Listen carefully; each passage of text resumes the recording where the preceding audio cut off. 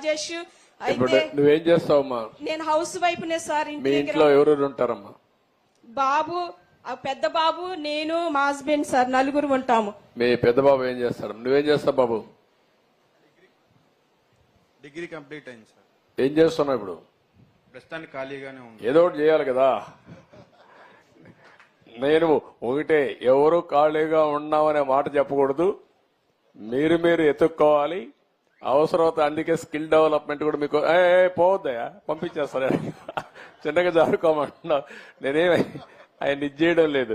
నేనేమంటున్నానంటే నీ శ్రేయోభిలాషిగా మీ కుటుంబం పెద్దగా చెప్తున్నా, రాష్ట్రమే నా కుటుంబం అనుకుంటున్నా కాబట్టి మీ కుటుంబ పెద్దగా చెప్తున్నా, మీరందరూ కూడా ప్రయోజకులు కావాలి.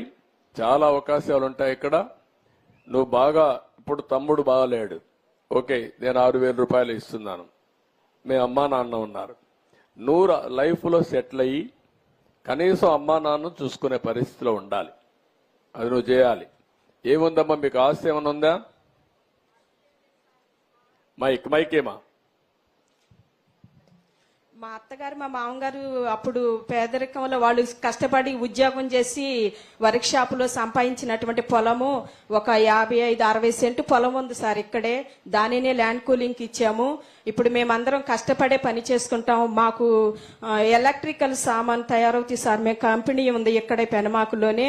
మా హస్బెండ్ అదే పని కొనసాగించుకుంటాం. అంటే కంపెనీలో పని చేస్తారా? కంపెనీ ఉందమ్మా? కంపెనీ ఉంది సార్, పని చేసుకుంటానే ఉంటాము.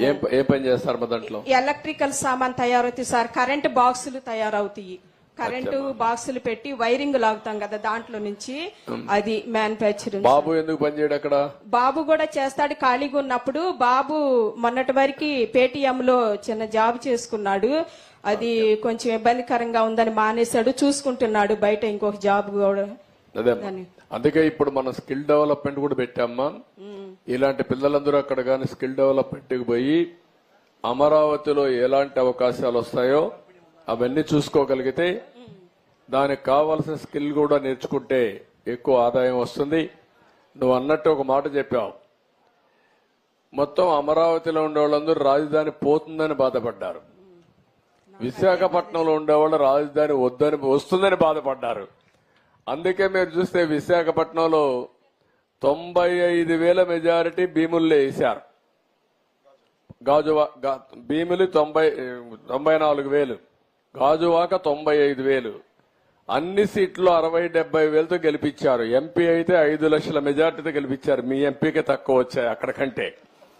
అంటే ఎందుకు చెప్తున్నానంటే అక్కడ వీళ్ళు వస్తే మొత్తం భూ కబ్జాలు చేస్తారు, లా అండ్ ఆర్డర్ మీరు బండి బదులు వాళ్ళకు వస్తాయని వీళ్ళు దూరంగా ఉంటే మంచిది, దుష్టుల దగ్గరకు వస్తే ప్రమాదం వస్తుందనే ఉద్దేశంతో మొత్తం అపోజ్ చేశారు. అయినా కూడా నేను పోతాను అన్నాడు. కానీ వాళ్ళు ఒకటే, నువ్వు వద్దు, నువ్వు ఎక్కడ ఉండడానికి వీల్లేదు, ఇంటికి పంపించాలని శాశ్వతంగా పంపించే పరిస్థితికి వచ్చారు. ఎవ్వరు కూడా అమ్మ గుర్తుపెట్టుకోవాలి, అధికారం ఉందని విర్రవీగితే ఈరోజు నేను పేరు కూడా చెప్పను, అతనికి ఏమైందో అదే అవుతుంది. అందరికీ ఒక ముఖ్యమంత్రికి అర్హత లేదు అనే దానికి ఒక ఉదాహరణ అది.